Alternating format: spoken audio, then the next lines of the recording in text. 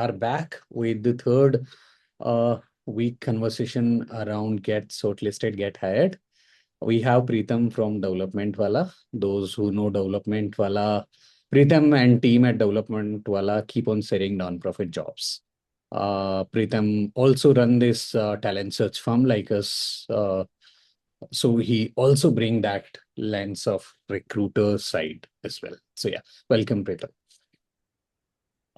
Fatima, those who know Fatima, Fatima comes from, see, graduated. I was just looking at the background also, and very interesting background. And good to have you, Fatima. Fatima did graduated from Jai Hind College in Mumbai, then went to Christ. Then from 2010, last 15, 16 years, he has been with different org, and most of her stint has been into supporting, guiding, mentoring founders at T Hub in Hyderabad. Now she is at Bauer School as a director talent, director innovation. Welcome, Fatima. Right. Thank you so much. Fatima also runs one-on-one coaching as if some of you feel like connecting and want to have one-on-one chat after this. So we'll share her LinkedIn as well with you. We have third guest, Jigyasu. Those who are coming with the UPSC background or keen on public policy, I'm sure you might have heard Rebounce, TSL Career, and these are the face, Jigyasu and Akshat and the team. Keep on driving this conversation, bringing more and more perspective. And they also run programs to help you get employed or actually get you hired. So welcome, Jigyasu. Thank you, Mala, for the warm welcome. Looking forward to the session. Great. So while we only have 1 hour, we'll try to do justice with your time.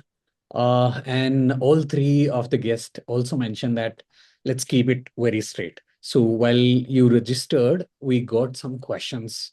And some of you who registered in the last 20 minutes, we haven't taken note of those questions. So maybe if we get time, we'll take those. But we'll be just having these straight conversation on what you had. So there is no backstory. It's a straight getting in conversation. And to start with, Fatima, and then Preetam and Jigyasu, what is one insight if you need to maybe just summarize and say, how does one get shortlisted? So yeah, Fatima. So I think, so firstly, I think when you were talking about gathering questions and you were not able to take the ones that came in the last 20 minutes, I feel the 73 that we have itself is such a lofty number. And I think that shows that a lot of us are thinking in the right direction, but are probably misinformed about a lot of things. And that brings me to one of my points, because now I have not been on both sides, right, Mahala, whether it is the recruitment or being a candidate myself. But when you get into mentoring, when you get into working very closely with founders, when you start working very closely in building the talent structure for the organization, your angle and your lenses also diversify, right? And one of my first learnings, which I want to actually share with everyone, and this is also coming from one of the questions and the pattern that I was seeing in the questions, it's not your incapability that gets you rejected. I think that comes in very late, because that's when interaction with you will help you understand, okay, was capability an issue? And I think that comes very last in the list.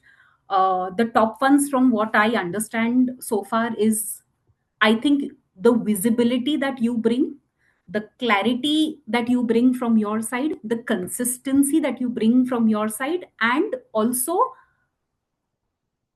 the capability that you have demonstrated in your previous organizations. Are you able to communicate that capability well?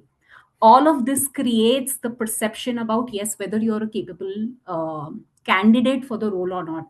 And I think that is one of the reasons that can get you shortlisted. So if you feel it is, please directly don't jump to the conclusion that, okay, I was incapable. I don't think so. That's even on their top 5 in the list. That comes very later. So that's my 2 cents.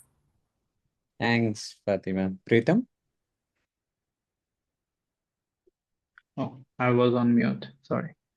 So basically, yeah, rightly said, Fatima. And honestly, getting hired today is not only about, having a degree or applying to 100 of the jobs online. Organizations definitely receive n number of applications. So if they have only two positions open, they'll end up receiving thousands of CVs, which at the end very difficult for an organization to shortlist the actual candidate who are genuinely interested, has the good visibility, who are consistent, shows the capability, as you said, Fatima. Uh, and many people are qualified, but not properly positioned themselves. So very well, it depends upon the applications that they do. Sometimes there could be lack in how they are applying. So depends upon recruiters' perspective as well, how they wanted to, see and select a candidate. So it's not only about focusing on one thing, rather it's an, overview of everything. It could be sometimes they find a candidate who has extreme good capability, who is well suited to do the work. But sometimes what happens is the expectation of their salary are a little higher, which, as we all know, 80% of all the organizations in India are small and marginal.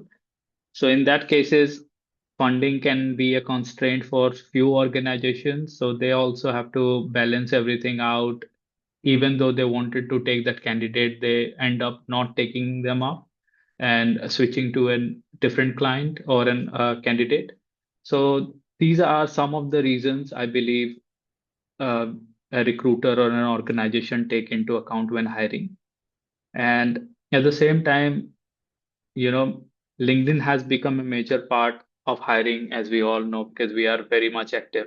Uh, and especially in this development sector, opportunities often come through networking, a referral. It could be through the webinars, someone you met, could be through collaboration or the ecosystem, overall ecosystem visibility. So, like building that relationship, staying active professionally is extremely important. And another big shift is that hiring is becoming more skill based rather than degree based. So try to get as much skills as possible, because let's say if you know SPSS or R, and if a job demands it, if you have that skill, that doesn't make you or position you in top of the list, because there could be n number of different candidates who has the same skills, who know all of these things, but uh, the amount or the capacity of organization, around handling that data, they require someone who can handle the large data sets. So even though you have the degree, you have the skills, you have everything, but you have never worked in such an environment where you get to practice on a huge large data. So I mean, there are different reasons why someone can hire you. Whether you will be able to land into a job or not, it depends upon several factors. And finally, one important thing I wanted to say is I always tell young professionals and whoever in their mid careers to stop waiting to feel fully ready before applying. So, careers are built through different things that you have done in your lifetime. It could be internship, it could be voluntary experience, it could be the fellowship or short term projects. So, you have to be mindful about what you are putting into your applications. You can't put everything at once, that's not going to work. And yeah, just be more productive, be more proactive, adaptable, and yeah, be visible to everyone. You have to be consistent. Thank you so much, Preetam. Jigyasu, if you can add one insight to get someone shortlisted and get hired. Yes, absolutely. So thank you, Pritam and Fatima, for sharing these insights. Let me tell you a broad framework of how it works. So fundamentally, there are three reasons due to which you may get shortlisted or may not get shortlisted. It is number one, having the relevant fodder in your resume. When I say fodder, it means having the relevant skills, having the relevant hands-on experience on those skills, which can be acquired via project, certification, internship, fellowship, volunteership, whatever. Having some relevant maybe work experience there, etc., etc. So having the relevant fodder, which is a proof of my interest and my competence in that domain. Second is then you have to market it well. When I say market it well, this is where a lot of candidates start.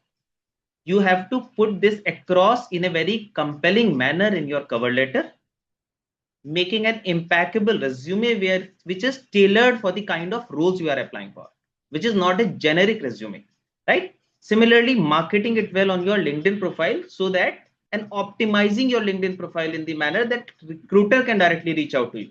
If I am searching policy analyst, I as a recruiter also need a guy just as you need a job.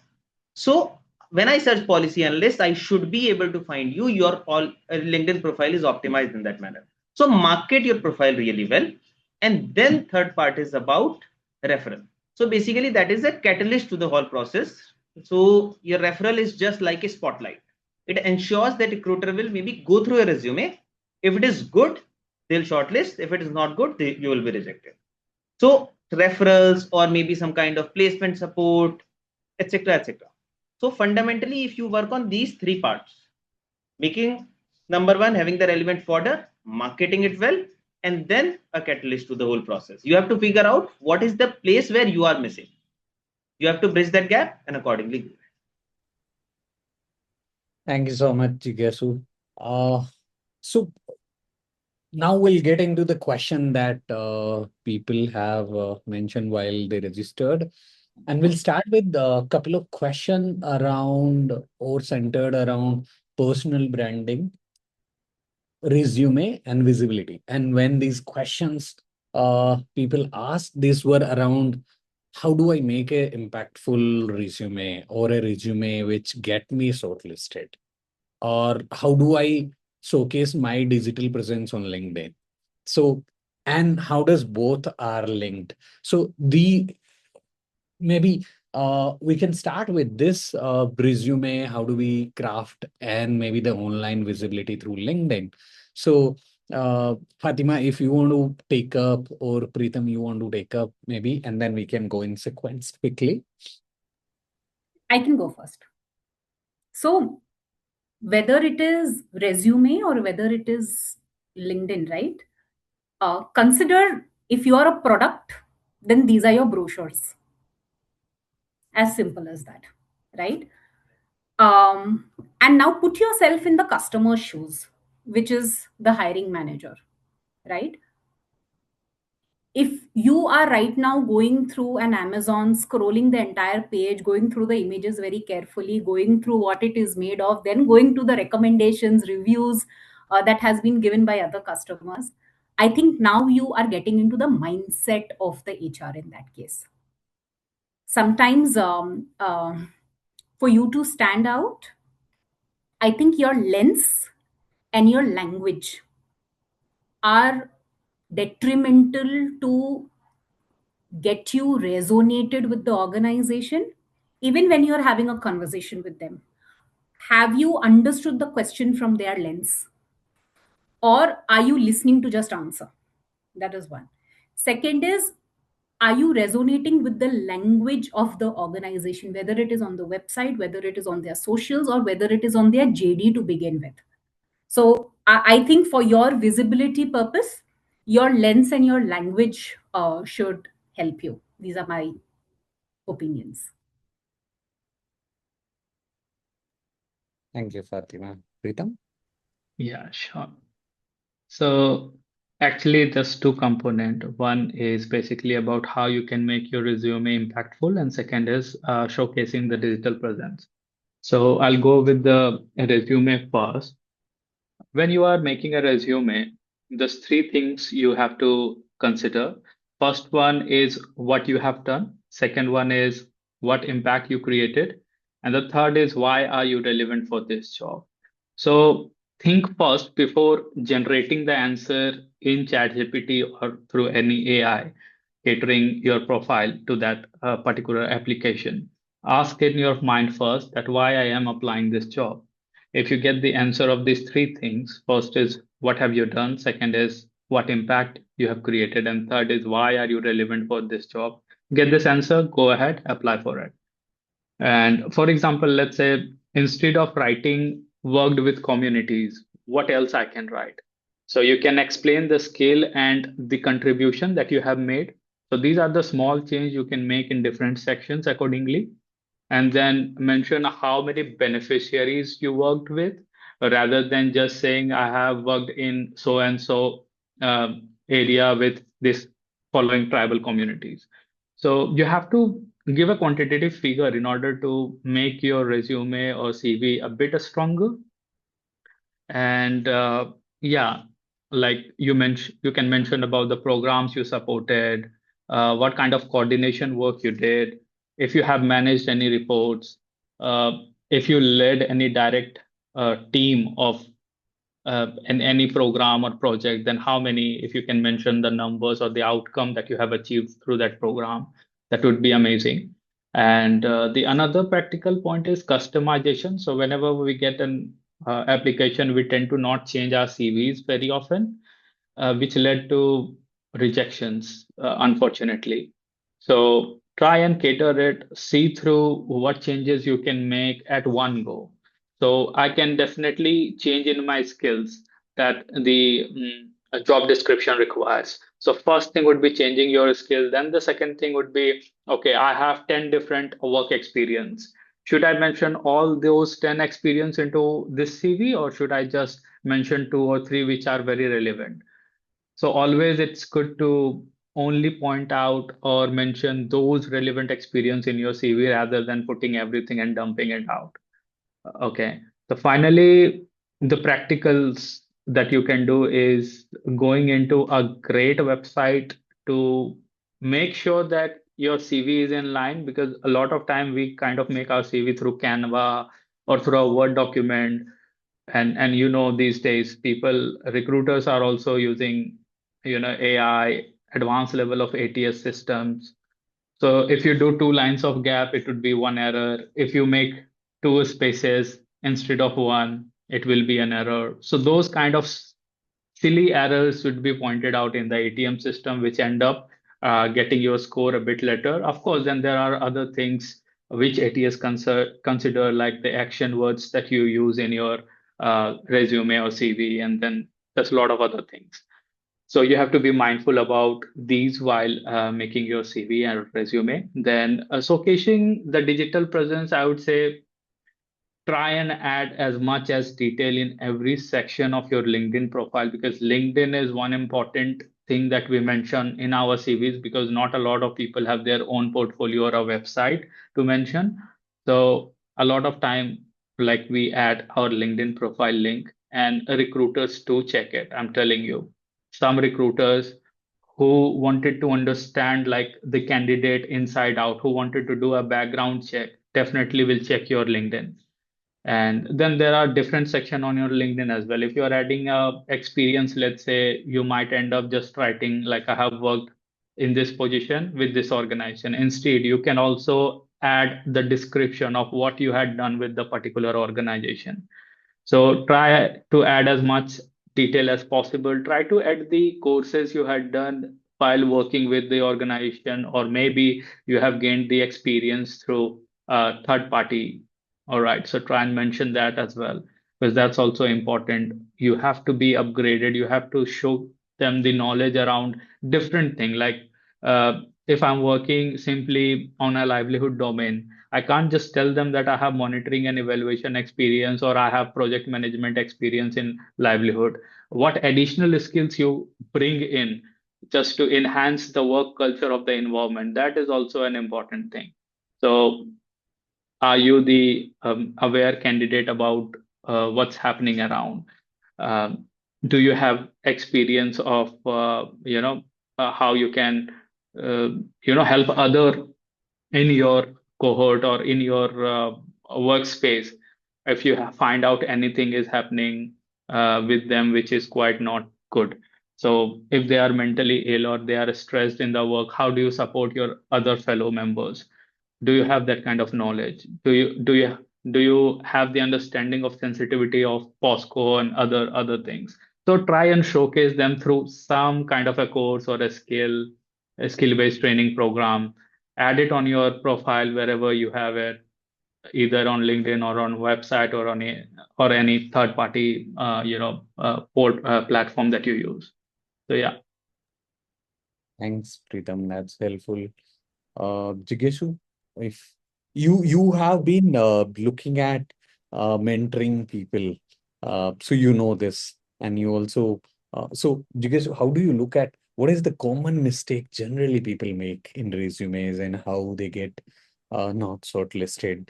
If you can talk around that as well. So yeah. Sure, Mala. In fact, I was about to answer around the same lines because my peers have already answered what to have. Let me tell you what not to do. Right. So, first major thing, which till now I have guided over 1,000 candidates at least on resume, and I have observed the first thing is the resume is most of the time messy. Means there are a lot of alignment mistakes, your bullets are dancing. The timeline, one timeline is here, other timeline is here. These are the biggest irritant for the recruiter. And if you have any such mistake, your resume will be rejected in first 10 seconds. So typically, please understand, ladies and gentlemen, 80% of the resume are rejected in the first 8 to 10 seconds of the review. In India is a very competitive market. For any one role, thousands of candidates apply, and you do not have enough time as a recruiter. You have to reject the resume. So 80% will be rejected in first 10 seconds. So mistakes are alignment issues, formatting issues. Third is you tend to send a very generic resume which is not tailored for that specific roles. When I say tailoring, it means not having the relevant keywords in your resume. Let's say, work in political consulting. I work on data also, campaign also, operations also. If I'm applying for a data science role, I'm going to emphasize on the data science aspect. I have to tailor my past experience to align with those demands by writing the right keywords. Fourth, candidates tend to write a lot about action. I did this, I did this, I did this. All right. But what was the result of this? So use something called as RAC format. RAC stands for result, action, context. So you should always write about this was the result of my work and this was the action behind it. Say I improved operational efficiency by this much by automating accounting process through Microsoft Excel. So talk about the tools also which you use for that. Also in consulting, people love numbers. If you are saying I improved efficiency by how much? I led a team of 550, 500, 5,000. It matters, right? Then we tend to leave a lot on the plate. We think that maybe my positions of responsibility are of no use, etc. My volunteership is of no use. Please understand, you are applying for impact sector. This is not a software development role where they are looking for just the specific skills. They are looking for candidates with holistic understanding and well-rounded personality. Your leadership positions showcase that. So write about your leadership positions, volunteership experiences, and other stuff. People tend to emphasize a lot on the certificates. Certificate is something I have money in the pocket. I can go out in the market and purchase a certificate. Certificate carry very little value compared to the projects. If you have done some projects, emphasize on that. Again, when I am going through a resume in the initial 10 seconds, I cannot read the whole resume. I can only read some keywords. So write the keywords and make them bold so that they are coming out of your resume. First, your goal is to ensure that in initial 10 seconds, the recruiter stay on your resume. Once they will stay, then only your chances of getting selected will increase. Okay. Now coming to the second part, which is about, should I answer about visibility also? Yes, please. So when you talk about increasing your visibility, again, it can be divided into two parts. One, you can have a push visibility, another is a pull visibility. So let's say if you are on LinkedIn, one way is obviously you should have, as my peer Preetam was also talking about, you should have a completely full LinkedIn profile. Many a times we tend to maybe not have photograph, not have a tagline, not have a cover photo. If you are missing on any of this, the ranking of your LinkedIn profile will go down substantially. Have a complete LinkedIn profile. Then for marketing, there can be two things, push or pull. What is push? Push is when you reach out to a lot of people, try to connect with them. If you are doing that, ensure that you use add a note. Your chances of connection request acceptance increases multifold with add a note. Okay, and do not just connect. Then after connection, try to connect people, try to reach out, maybe connect on a phone call or a virtual call. That's how you build that relationship. And second and more important is the pull. The pull is you are posting such type of content which is gathering the attention of people. So now people are reaching out to connect to you. The crowd want to connect with you instead of you only reaching out to a lot of people. So it's like magnet iron principle. It's your choice. You want to be iron, you want to go in the push mode, or you want to be the magnet where everyone want to connect. So maybe start with being both, but the goal should be to become a magnet after. Thanks, Jigyasu. Very, very contextual. I can understand when you were saying 5 second rule and the scrolling of Amazon, like Fatima was saying, and exactly we do while we also look at no. So, for example, we are hiring a manager. We look like, does this person understand the context? Does this person has done similar work? Does this person would be able to take on? So if they are managed people or that sort of. So always that first 5 second whenever you do your resume making, just to ensure that if someone reads, they should get that, okay, I can do that. Now, the other thing that really Jigesu and what Fatima mentioned, LinkedIn is your Amazon. So, for example, we do shopping on Amazon. We as a recruiter, so we also have LinkedIn recruiter, etc. We do the actual shopping. It's like we find like who does this, marketing person, political consultant, sort of, and then people pop up, and they pop up because of their profile में क्या लिखा है, how good or what is the context and how much details you have mentioned. So more and more detail help you get visibility. Great, thank you. So the next question is one question also AD asked in the chat, and that's a important question for those who are getting started with social sector, or those who are coming with UPSC or different background and then want to get in. How does it pressure start? It's something that they do differently to get shortlisted. Any one of you can start. I can go first. Um,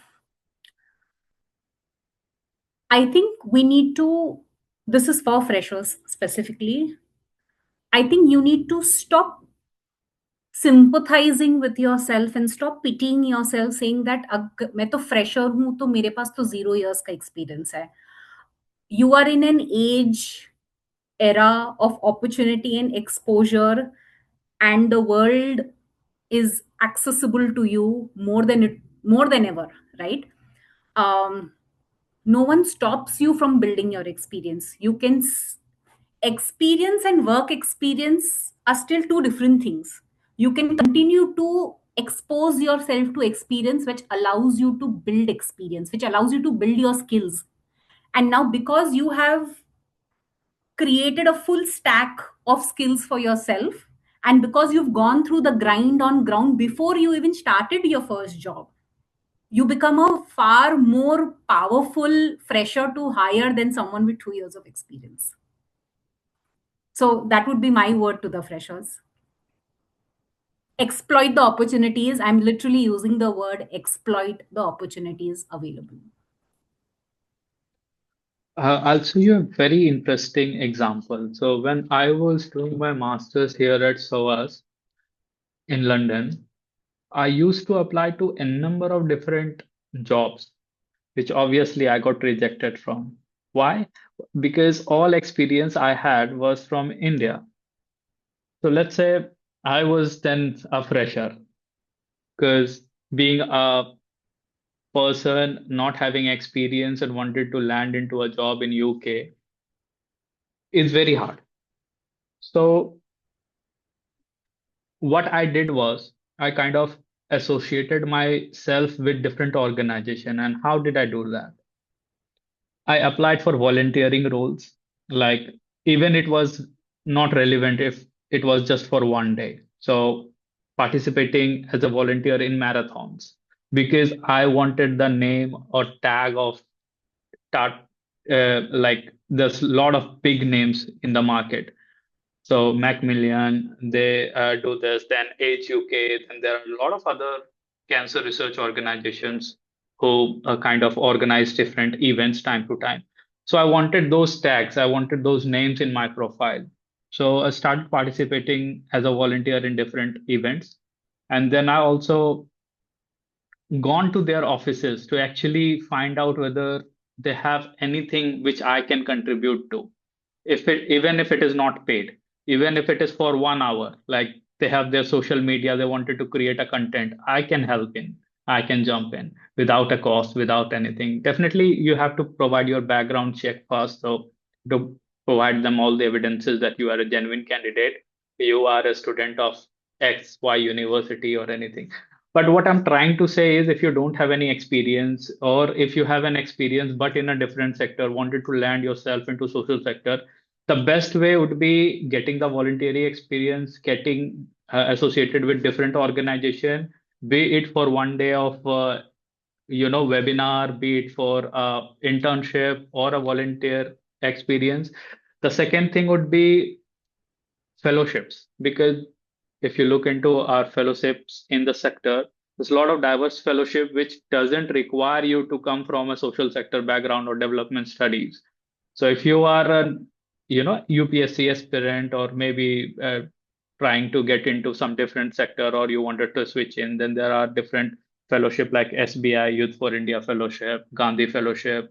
These fellowships don't count that you are from development studies or not. They all they look is your intent, whether you wanted to actually work with the communities, you wanted to understand something, working out with different people.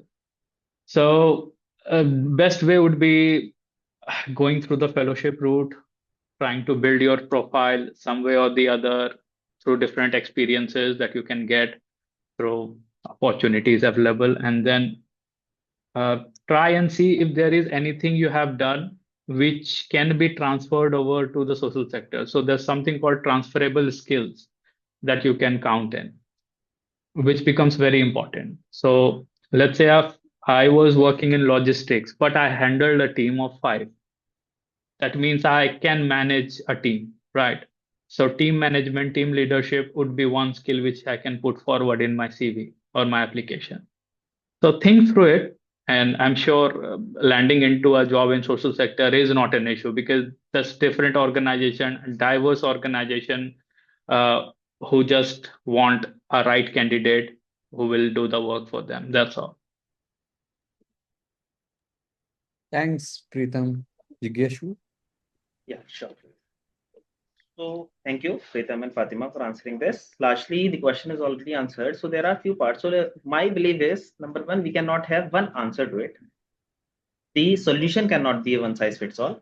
The framework can be one size fits all. So let me discuss what is that framework. So when you talk about, let's say, saying that I'm a fresher and I want to get into impact space. Impact space is an ocean in itself. Where in impact space we have to identify. As an example, in impact space, you have research roles, in public policy research, monitoring and evaluation, formulation, implementation, advocacy. There are so many types of roles. There is public policy consulting, impact consulting. What type of role you want to get into? Then you go through that job description. Now, when it is for fresher, it means they are not looking for a work experience, but they are looking for a competent candidate. Both are different things. So go through the job description, then see what are they looking for. Now, there might be, let's say, 20% or 50% or 80% things which you already know, and there would be other things which you don't know. So for you first need to identify what is the gap in my profile currently. Otherwise, you are just shooting in the dark. Once you have identified that gap, then you will have to start learning those skills. Now, there can be multiple ways via which you can bridge that gap. One is, it can be some hard skills, like you do not know the tech tool, you don't know advanced Excel. So you can learn those tools using platforms like Udemy, etc. You can also build some projects on all those things to showcase some hands-on experience. Similarly, as my fellows here was talking about, you can take up some of the volunteership roles, some of the internship roles in the market, even though personally, I am strongly against something called, unpaid internship. I feel it is an exploitation. If you are providing value to anyone, you should be paid for that. But irrespective, you can certainly take up some internship where you can get good learning opportunities, via which you can first try to fill your resume. Then you can either apply for some of the fresher roles in the market, or you can apply for various fellowship. Nowadays, we have over 50 fellowships available in the market where you can start your career. There was a huge gap in this space, and that's why we at Rebounce also started various programs like Applied Public Policy Lab, etc. If you are interested, you can explore that as well. But irrespective, the pathway remains the same. So the goal is you want to get into multilateral organization maybe at some point of time, break it down into multiple smaller goals. Start with learning the skills, get an internship, get into a smaller organization, maybe in the development sector, an NGO, get into a decent impact consulting firm, get into a multilateral organization, break it into 3, 4, 5 steps, and you will be able to. Thanks, Jigyasu. I think people are also getting interested. If you have follow-up question, please keep dropping on the chat. While we move from resume and in freshers career, there are a couple of questions around how do we transition and look at the growth in the social sector.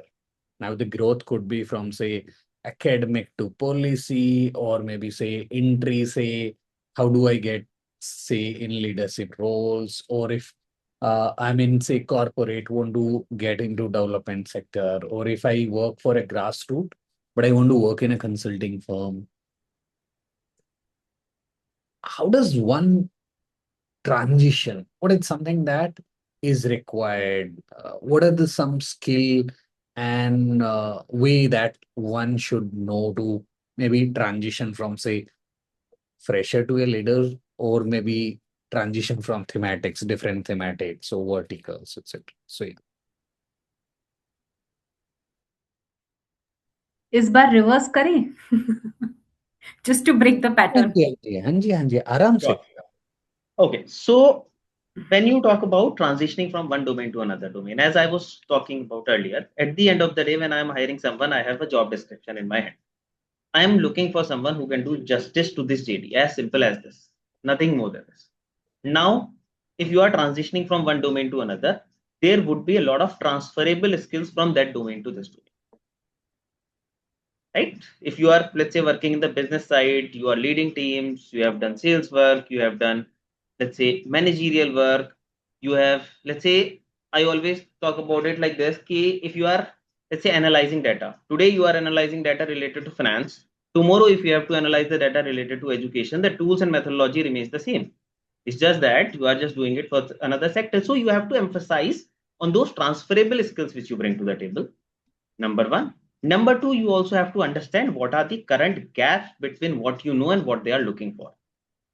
What they are looking for is also having two parts. One is the mandatory, and second is the desirable. So look at what is mandatory to get into that role, and what are those things which you don't know, bridge that gap. So it's again a function of these two things: developing the relevant fodder which you do not have, and positioning your already available fodder in a manner that it aligns with the demands of that job description. Then whenever you talk about transition, your network also helps you a lot, because a referral can increase your chances of getting a shortlist multiple times nowadays. As an example, we at Rebounce hired a lot of candidates based on referrals, because that simplifies the whole process for me as well. I trust my employees, they are referring someone, I know he or she is competent, the person they are referring is also competent, and we had a good strike rate in that. So you can also reach out to more and more people with the referrals, for the referrals, but do these things parallelly. Thanks, Fatema, Preetam. You want to just go? Yeah, I'll go then. Skip, maybe if you. So I wanted to answer with few examples. Like there are 2, 3 keywords that you have told Mahala which stuck. First one is transitioning from corporate to CSR or NGO sector or impact sector. So let's say someone has worked in a corporate company in operations or project management role, and now they wanted to move into the social sector. So many people think that they'll have to start from zero, but this is not the case, of course, because they might have worked with their own company in different, you can say, in different way. One could be managing projects, other could be dealing with different stakeholders. I know that is corporate, but it's still you need those skills in order to work with different stakeholders. And then you might have handled timelines, you have executed some programs, you have delivered something to the company.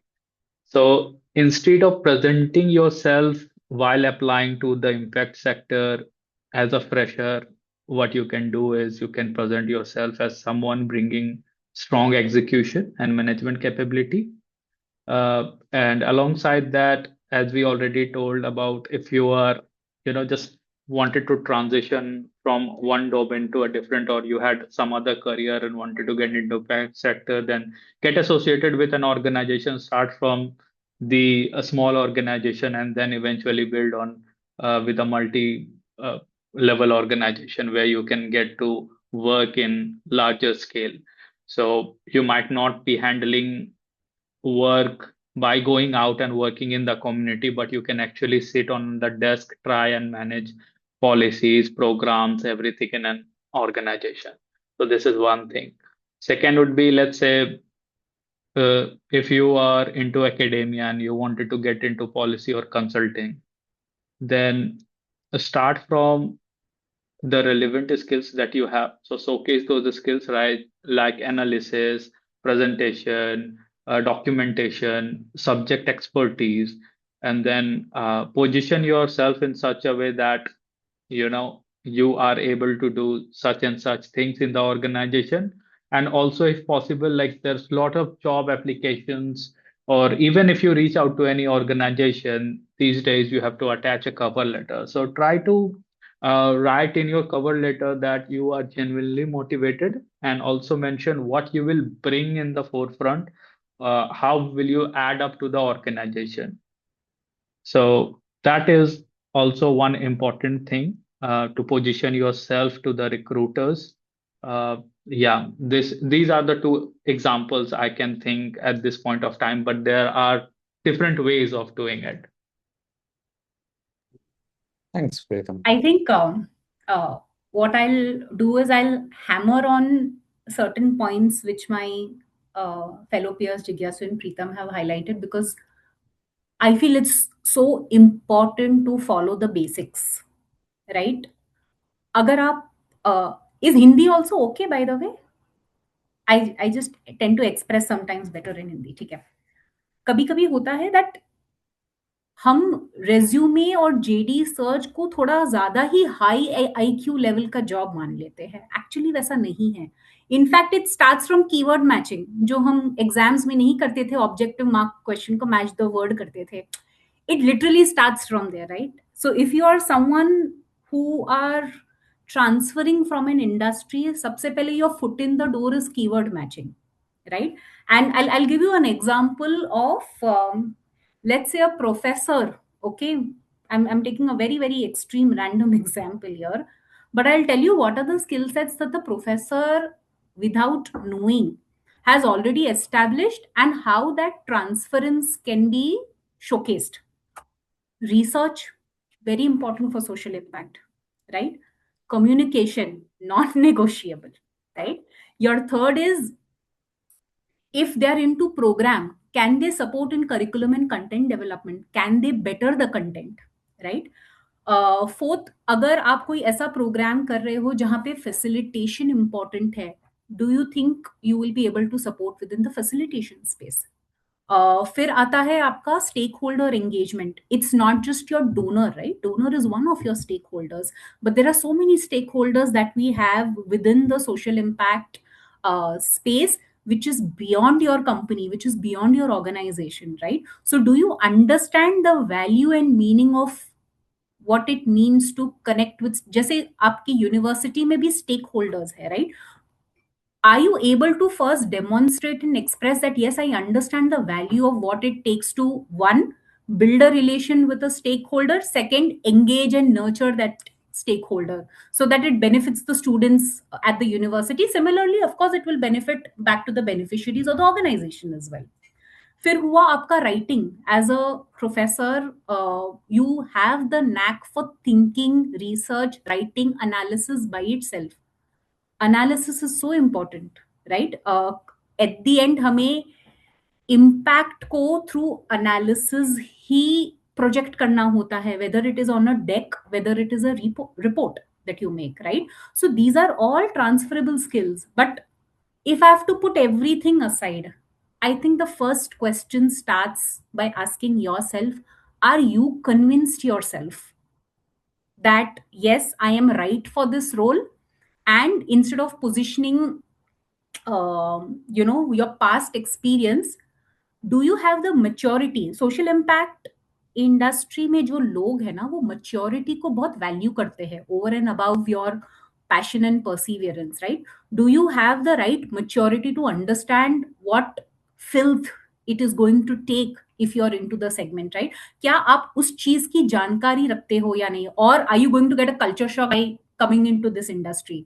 So I think वो bridges आपको आपकी communication में in your answers build करने जरूरी होंगे, because the HR or the hiring manager, by the way, these are two separate entities altogether, right? They would look at कितना आपको कम train करना पड़ेगा, राइट? क्या आप अपने प्रीवियस एक्सपीरियंस से वो डेमोन्स्ट्रेट कर पाते हो या नहीं?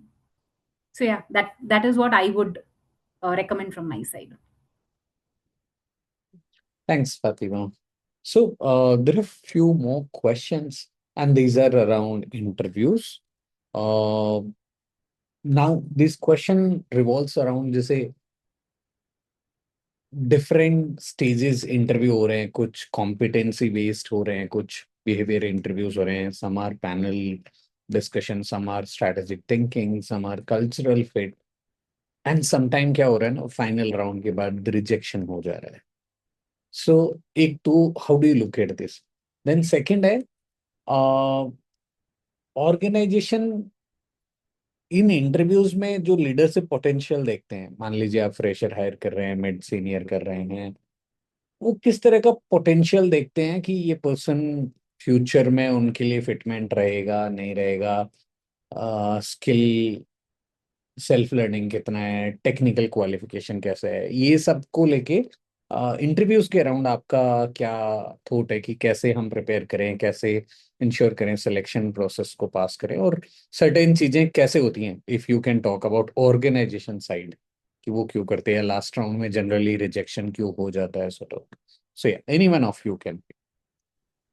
All right, so let me go ahead. So whenever you talk about interviews, again, the interviews can be divided into 3-4 types. So you can have number one, a fit interview round. Then after that, you can have multiple rounds associated with the technicalities. Can be, you can name them in different manners, but ideally the overall competency which are evaluated here are: one, they are going to check whether you are culturally aligned with that role and whether you are passionate about that role or not. Passion towards the impact is one of the very important aspects if you want to get work in the impact space, because you will come across a lot of challenges and you will not be able to barrage through them until or unless you are passionate about the domain, about the sector, right? So your passion towards the role, and which is also called fit interview, where they are checking your fitment for the role, right? Here again, you should have a story which is aligning with the job description, with what they are looking for. So all these things, the overall recruitment process is a forward looking process. It's not about who I am, it's about what you are looking for and how I align with that. So fit interview. Then after that, they evaluate you on the JD based questions. So whatever technical skills they are looking for, whatever other skills they are looking for, they are going to ask questions in and around that in various other rounds. Then the third part, the document which you have submitted with them, resume and cover letter. You should be really, really thorough with that. Especially the skills, competencies, and aspects which are at the intersection of your resume and job description. Because you have already written it in your resume.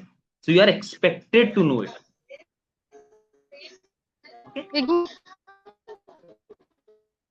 So fundamentally, these are the three things you should be really thorough with: the fit interview questions, resume round, job description, and then when you, let's say, if you want to work into consulting, then they also ask case interview questions. They also ask guesstimates. So you should be ready and thorough with these things as well if you want to get into consulting. I'll go next. I think there is a certain logic, which I don't want you to get into the reasoning of that logic, but just put yourself in the founder's shoe for a while. Whether it is in the social impact sector or whether it is in the startup domain, right? I work very closely with founders because I'm associated with incubators and accelerators, which directly works on SDG 8 and 9, right? um, अब इन दोनों ही sector में funding आपका source of survival perceived है, right? You need funding as a source of survival, but जैसे ही funding मिलता है, what is the next step expected? Funding तो आपकी इन अ वे लाइबिलिटी बन जाती है, बिकॉज अभी आपको आरओआई बताना है, और आपको आरओआई आप किसके भरोसे बता सकते हो?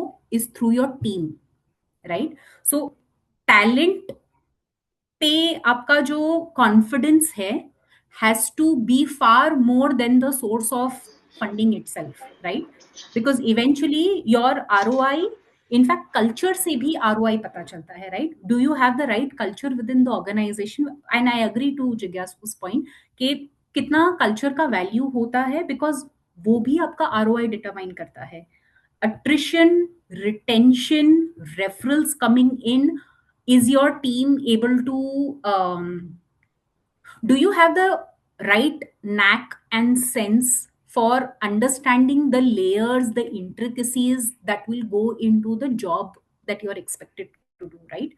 Which is why for them it is very important, and especially जो last rounds होते हैं ना, these are taken by the people जो organization को ये lens से देखते हैं, right? Not at the ground, they definitely look at the ground lens, but वो थोड़ा visionary होते हैं उनके approach में, which is why they come towards the end, because at least अगर आप 1 2 3 step पार कर जाते हो, that means groundwork is taken care of, right? He will also trust, he or she will trust the hiring process. But after that, they will actually look at with passion, is the perseverance complemented or not? क्या वो जो कह रहे हैं, now they know the nitty-gritties of how to cross question, cross verify, because उन्होंने भी काफी hiring में past experiences good and bad दोनों देखे होंगे, right? They have all the rights to do that cross check, just to understand कि भाई, is this person coming to stay, learn and grow, which is why they will look at attitude for learning. वो बहुत ज्यादा technical behavioural में इतना नहीं enter करेंगे जितना वो उन क्वेश्चंस के जवाब फ्यूचरिस्टिक पॉइंट ऑफ व्यू से देखेंगे, right? Are you coming to stay, learn and grow, और what is your reason to come? Because now they want to look at how can this person help me increase my retention and my renewal of the project, because then that is indirectly related to the revenue contribution that you're making to the organization. So I think आपको उस level पे आपके last रोज पे आपको थोड़ा empathetic होना पड़ेगा to the person who is taking your interview, and match their language, match their thinking process, rather than saying the same answers across different levels. That means आप adapt नहीं कर रहे हो to the process and the person who's asking you. That would be from my side, Mahala. Thanks, Fatima. Everyone, we are at 8 p.m. We'll just extend another 5-10 minutes. I hope that's okay. If you can just put say, and then we'll go on. While you're just putting on, we'll just skip some of the question, and then maybe the question to Preetam straightforward is, there are a couple of people mentioned. How do they do networking? How do they build how do they build credibility? How do they approach recruiter? Or how do they build professional relationships so that it's easy to get into job ecosystem? So how do you look at this? And we'll be mindful of the time. So we'll be little faster, folks. So yeah, Preetam.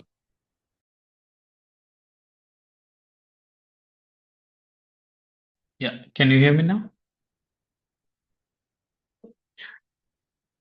Hello? You are audible. We can hear. Yes. Okay, okay. Thank you, thank you. So actually, networking is very important in this time when definitely everyone is lost following someone or the other, maybe in Instagram, scrolling their reels or doing something unproductive. Building network is very important. Why? Because if you are in social sector, everything is depend upon the referrals, the networking system, and knowing each other.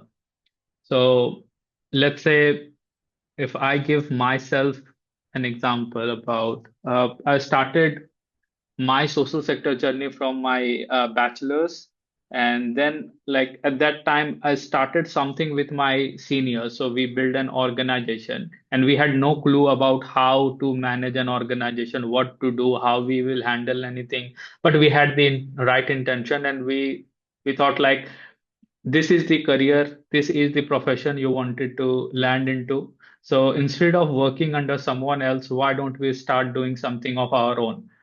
So then we started building relationship with people who were working. So it could be like your seniors, immediate seniors that you can talk to who are working in different organization. So try to find your the closest network who can help you out in growing. Okay, think about how they can help you out. Maybe not now, could be a year later, or maybe after 5 years later. So at some point of time, you should have to make a relationship so that you can go back to that person, ask them the question, or maybe seek help if you need to. Try to use whichever platform you have been given. So when I got into APU, I tried and mixed up with different sort of group which were already running in, be it the placement cell, be it the community engagement cell, or the different work that the organization or the university as an entity do for the community, for the students. So get associated with different platforms, try to use it, and seek out help to the professionals who are there. But you have to show them that you have a genuine interest. You are already doing something there, but you wanted help in order to build yourself. You wanted to grow a bit. You wanted to get something from the professional who has the experience, basically. And these are not only just professionals. You can just talk to anyone who can help you out in any way possible. When I began my journey for scholarship for coming here in UK, I used the government platform. So there were a lot of things that could be done, but were not. No one was doing anything. So I saw the opportunity that there's something that could be done on that level. What I did was I get in touch with different professionals on the government sector, and then I asked them, can we do something to just make it more impactful? So they said, yeah, definitely. We don't have anyone who could, bring in their knowledge and could help us out in actually disseminating the information and launching it on a wider scale. So started the mentorship program along with the government of Jharkhand to prepare the student for a study abroad. So try to utilize whatever platform you have been given. So if you are in ground zero, you are able to interact with Mahala, that itself a network, right? You have got a very strong network and community of ground zero. If you are following any of us, then you can, if you drop a message to us, we will definitely get back to you. Okay, there could be a time constraint, there could be issue of schedule management and other things, but if you reach out to more people, you will get rejection, but then there will be a lot of people who wanted to help you out. So build your network, get associated with them, try to link something so that they can relate it with you. All right. That's how you build your network. That's how you grow. Thanks, Pritham. And I think this is very important to build your network and approach recruiter, because recruiter also keep on looking for the right candidate. Otherwise, no, there are so many talent search firm, there are so many platform like LinkedIn and different platforms are there. This is because recruiters are also looking for people. Great. Jigyasu, I have one question for you from RV, and this is could be your favorite question. RV comes from UPSC background, did for prep for 5 years, reached until men's also and all 5 times. Now he want to get into the sector, want to transition. What is something that you suggest to folks who have done UPSC and want to get into the social sector? All right. Yeah. Thank you, Mala, for asking this question and Arvid asking this question.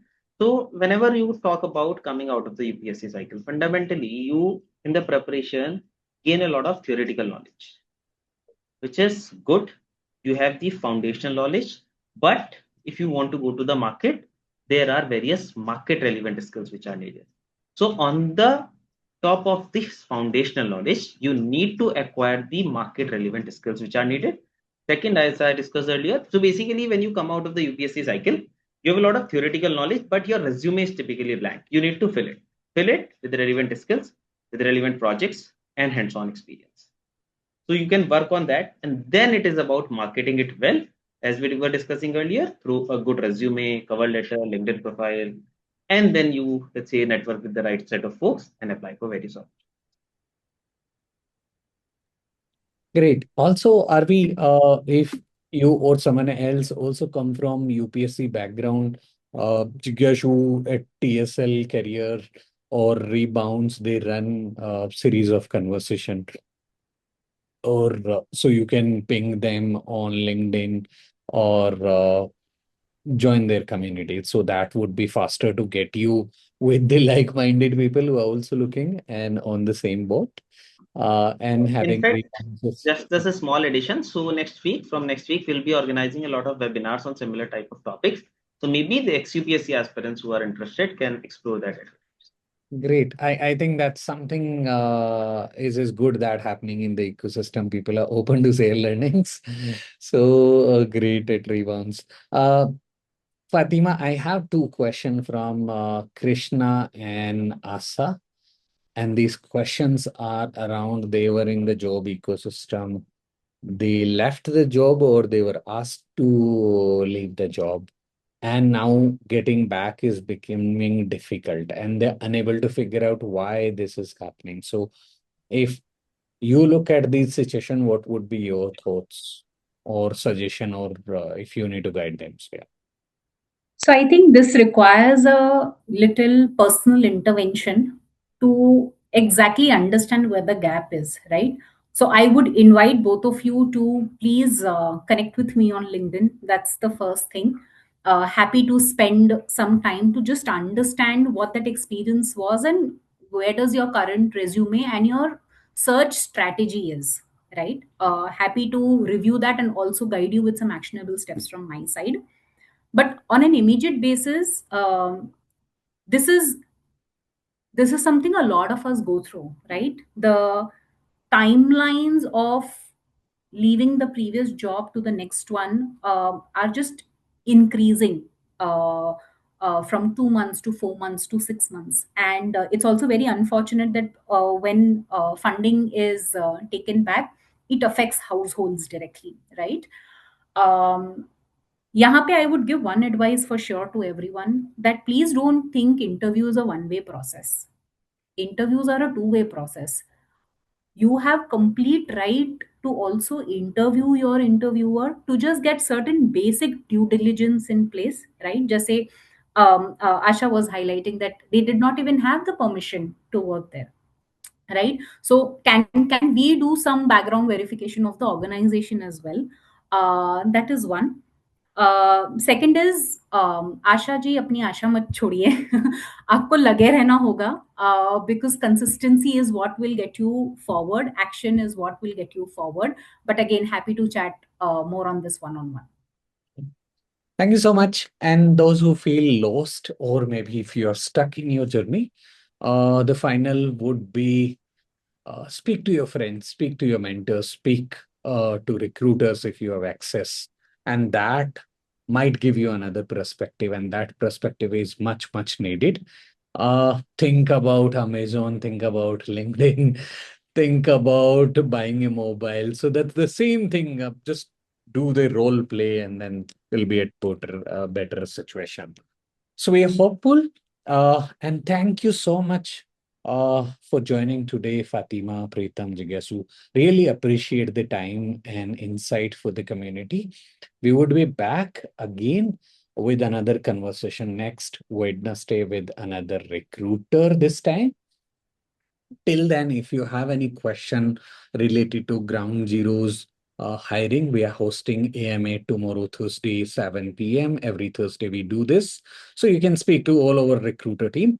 If you are an UPSC aspirant, speak to Jigyasu. If you're exploring opportunity and you unfortunately see that there is no matching role with us at Ground Zero, Development Wala also keep doing the same talent search work. So you can also ping Preetam, look at their website. They also run a job board, so you can also find the larger ecosystem job board. If you are keen to just know, need some mentors, need one-on-one, Fatima is around. Have some conversation, and she has been a guiding light for many of us in the ecosystem. She bring insights to all of us as well, all the social media influencers. So thank you so much, everyone, for joining. We'll be sending their details link. How do you connect with Preetam, Jigyasu, and Fatima over email. Thank you so much. Stay connected. Bye bye. Good evening. Good night. Happy to be on this conversation. All the best, everyone. God bless you. Yes. Bye. Thank you.